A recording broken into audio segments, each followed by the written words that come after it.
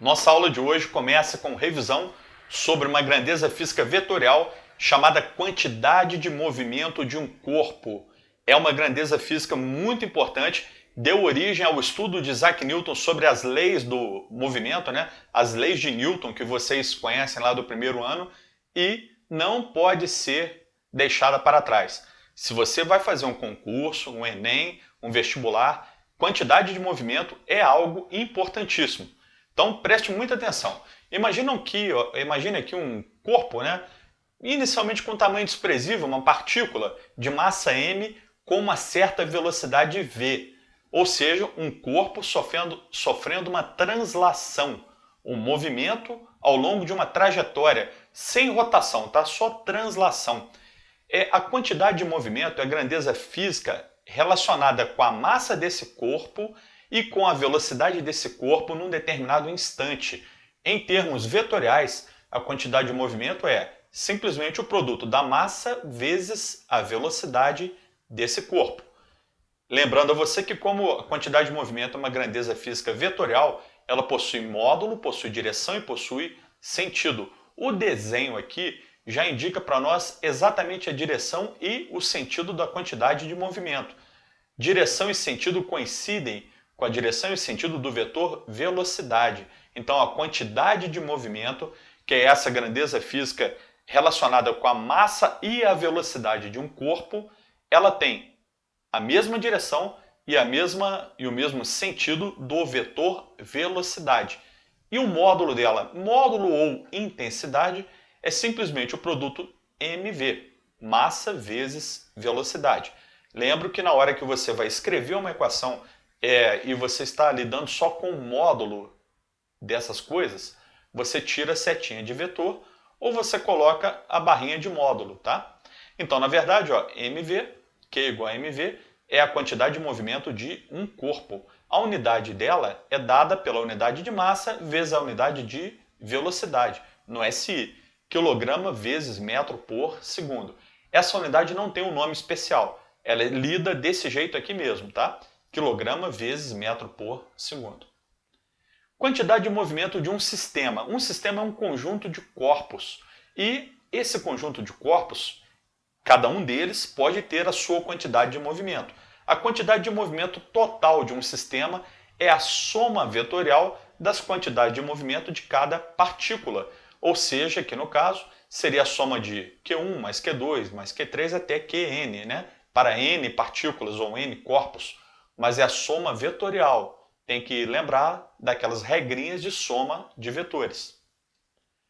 Princípio da conservação da quantidade de movimento. Pessoal, quando você tem um sistema mecânico isolado de forças externas, ou seja, não há a atuação de nenhuma força, por exemplo, impedindo o movimento de uma parte desse sistema, ou tentando torcer o sistema, ou tentando tirar de um local levando até o outro. Por exemplo, uma garrafa de champanhe colocada em cima de uma bancada, onde ela pode deslizar, por exemplo, tá? Ou então uma lâmpada aqui, ó, que pode explodir. A quantidade de movimento total do sistema permanece constante. Então imagine que por algum motivo o vidro da lâmpada arrebente. Então a quantidade de movimento dessa lâmpada antes da explosão era zero. Cada parte do sistema tinha quantidade de movimento igual a zero. Quando ela explode, cada partezinha aqui do vidro vai ter a sua quantidade de movimento. Mas somando vetorialmente todas as quantidades de movimento desse evento, a soma dará zero também. Aqui você tem a champanhe. Se a rolha da champanhe sair para um lado, a tendência da garrafa é deslocar para o outro, de maneira que a quantidade de movimento total do sistema rolha mais champanhe permaneça igual a zero, permaneça constante, tá? Isso aqui é muito comum também em recuo de arma de fogo. Imagina uma arma de fogo que estava inicialmente em repouso, a pessoa atira, o projétil vai para frente, a arma vai para trás. Esse recuo é explicado em termos da dinâmica, né? Da parte da física que estuda o movimento e as suas causas, em termos da conservação da quantidade de movimento. Uma das coisas que Isaac Newton estudou e chegou até nós aqui e nós usamos no nosso dia a dia. A equação diz o seguinte: Tendo um evento do tipo explosão, ou a rolha soltando, ou até mesmo uma colisão, um choque, uma batida entre, por exemplo, duas bolas de sinuca, entre dois carros, etc., a quantidade de movimento final após o evento será igual à quantidade de movimento inicial antes do evento.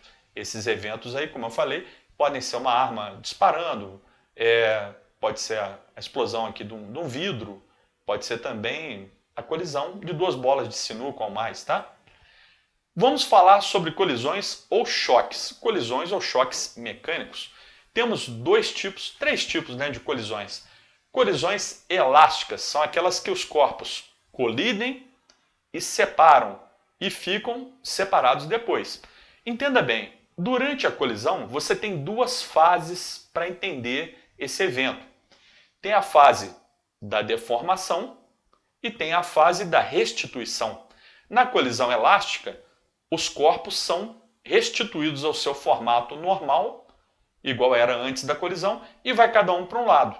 Colisão elástica, então, é aquela onde os corpos têm mesma velocidade escalar relativa em módulo, tanto na aproximação quanto no afastamento, e eles permanecem separados após a colisão.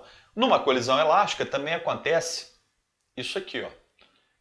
A quantidade de movimento final após a colisão é igual à quantidade de movimento inicial antes da colisão. Lembre-se, levando em conta o sistema ou o conjunto de corpos, e a energia cinética final é igual à energia cinética inicial. Então, numa colisão elástica, nós podemos dizer que ocorre conservação da energia cinética.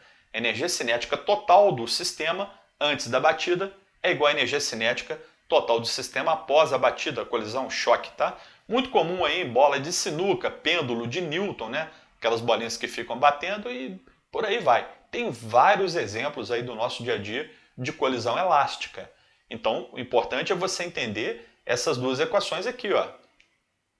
Nas duas equações, acontece que o final é igual ao inicial. Porém, só essa equação que será usada daqui para frente, digamos assim, nas outras colisões que eu vou explicar. Essa aqui vai sofrer modificações, tá? Porque a segunda colisão, que eu vou explicar para vocês, é a colisão parcialmente elástica. Os corpos interagem e se afastam, mas uma parte da energia cinética inicial do conjunto ela é transformada em outras formas de energia aqui dentro da colisão. Por exemplo, os corpos colidem, sofrem deformações e quando ocorre a restituição, ela não ocorre totalmente. Eles não voltam à sua forma inicial completa. Ou seja, uma parte da energia inicial envolvida na colisão é transformada, é dissipada através de deformações dos corpos ou de algum trabalho, de alguma força que aconteça durante essa colisão. Por exemplo, se tivesse alguma mola, algo desse tipo aqui, tá? Que não fosse ideal, que fosse um sistema dissipativo ou que tivesse atrito. Então a colisão parcialmente elástica acontece da seguinte maneira. Inicialmente é semelhante à colisão elástica. Só que na hora que separa, nós temos a ideia do seguinte: a energia cinética final é menor que a energia cinética inicial. Ou seja, as velocidades relativas de aproximação e de afastamento são diferentes. Faça a conta aqui depois, ó, de curiosidade, veja a velocidade relativa do conjunto antes da colisão, que era 50 metros por segundo, e após a colisão, que será 40. Por que 40? 32 mais 8 em módulo, né? Ou seja, esse conjunto se afasta a 40 metros, a cada 1 segundo, ao passo que, inicialmente, o conjunto se aproximava 50 metros a cada segundo. Então, já que houve uma velocidade relativa de afastamento diferente da velocidade relativa de aproximação, nós dizemos que essa é uma colisão parcialmente elástica. Houve uma dissipação de energia cinética, que no caso aqui também coincide com a energia mecânica, porque esse tipo de análise leva em conta apenas para energia cinética. Portanto, ela é a própria energia mecânica total aí do sistema. Mas continua valendo o seguinte: a quantidade de movimento final será igual à quantidade de movimento inicial. Colisão inelástica. A colisão inelástica ou perfeitamente inelástica é aquela que acontece o seguinte: os corpos colidem e permanecem unidos após a colisão. Não há conservação de energia durante essa colisão. Então, entenda bem, vai valer ainda a ideia de quantidade de movimento final igual a quantidade de movimento inicial. Porém, há uma dissipação de energia. E essa dissipação de energia, por exemplo, nesse esquema aqui que eu estou fazendo, é uma dissipação de energia através da deformação dos automóveis aqui que colidiram. Portanto, a energia cinética final vai ser menor que a energia cinética inicial. Porém, de toda maneira, a quantidade de movimento final é igual à quantidade de movimento inicial. Essa colisão inelástica ela é muito conhecida, por exemplo, nos trens. Os trens têm engate nos vagões, né? Então, uma locomotiva, por exemplo, ela se engata num vagão e continua deslocando ali junto com o vagão. Essa pode ser uma colisão inelástica. Depende das condições do exercício, tá? Ou do fenômeno que você estiver estudando. Para entender bem colisões, é legal também conhecer a ideia de coeficiente de restituição. O coeficiente de restituição é um número adimensional determinado por Isaac Newton no tempo que ele estudou essa disciplina e essa matéria, e ele relaciona duas velocidades. O coeficiente de restituição para determinada colisão é a divisão da velocidade relativa de afastamento, ou seja, a velocidade entre os móveis após a colisão, dividido pela velocidade relativa de aproximação, ou seja, a velocidade entre os móveis antes da colisão. Aqui no caso é em módulo, porque você sabe que velocidade pode ter sinal negativo, mas o coeficiente de restituição não. Então nós usamos aqui tudo em módulo. Na verdade, é só você fazer a conta até de cabeça. Olha aqui, ó. A velocidade relativa de aproximação entre esses móveis aqui, antes da colisão, era 12 menos 2, 10. E após a colisão será 8 menos 3, 7. Então a velocidade relativa de afastamento seria 7 e a de aproximação 10. O coeficiente de restituição nesse exemplo aqui seria 7 dividido por 10, 0,7. Então Isaac Newton também demonstrou que o coeficiente de restituição é um número entre 0 e 1. E ele ocupa também esses extremos, ele pode ser 0 e ele pode ser igual a 1.